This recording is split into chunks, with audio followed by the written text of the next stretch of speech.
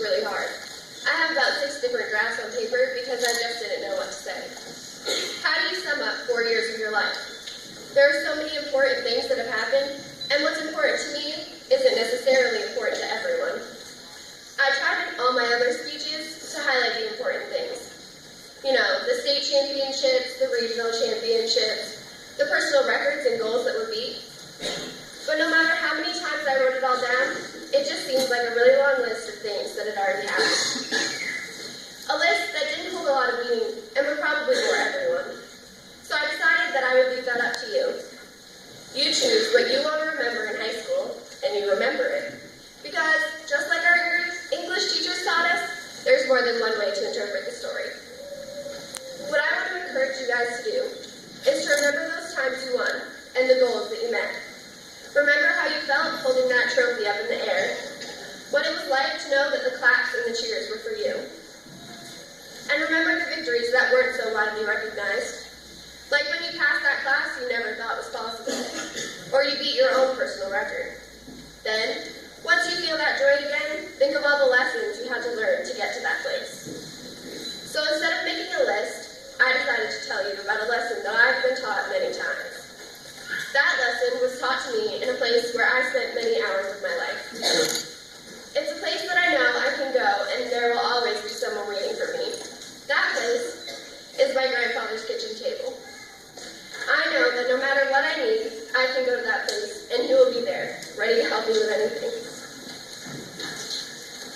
There's a familiarity about Grant's table.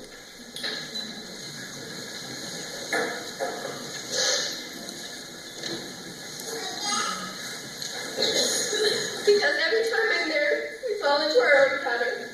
Sorry, I told myself I wouldn't cry. That was a lie.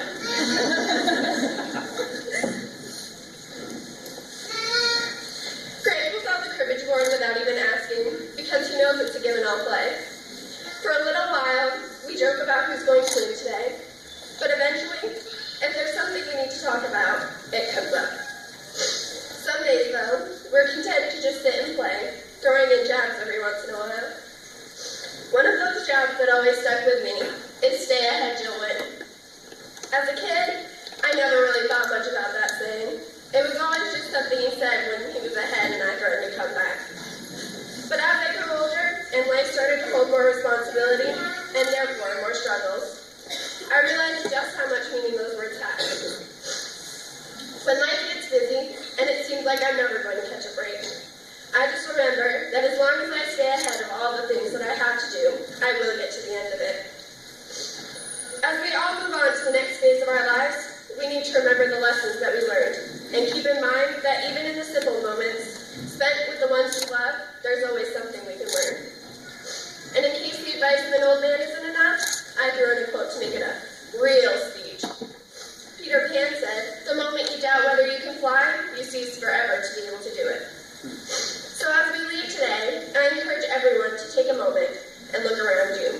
Decide what things you want to remember, thank the people who helped you get here, and then, when that's all done, leave. Go chase your dreams, knowing that you have been taught some great lessons to help you along the way. Remember the past, but don't hold on to it. Step into the future with enough hands free to grab onto all the possibilities you find.